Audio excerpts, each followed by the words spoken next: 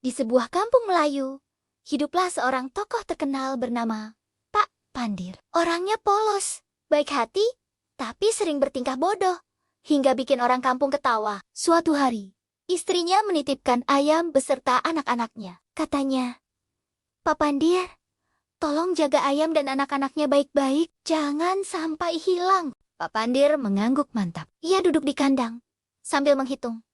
Tapi lama-lama ia bingung. Ayam ini ada induknya, ada anaknya juga. Kalau induknya ayam, berarti anaknya bukan ayam dong.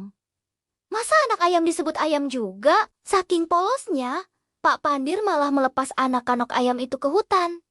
Katanya, supaya cari induk aslinya. Ketika istrinya pulang, ia terkejut melihat kandang kosong. "Pak Pandir, mana anak ayam kita?" Pak Pandir menjawab santai. Tenang saja, Neng.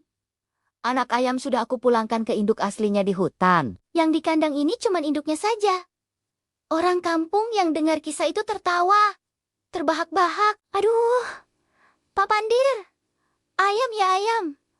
Anak ayam ya tetap ayam. Sejak itu, nama Pak Pandir makin terkenal sebagai orang polos yang sering bikin cerita lucu. Pesan dari kisah ini, jangan terlalu polos sampai ceroboh, karena bisa bikin masalah besar. Jangan lupa subscribe untuk mendukung channel ini.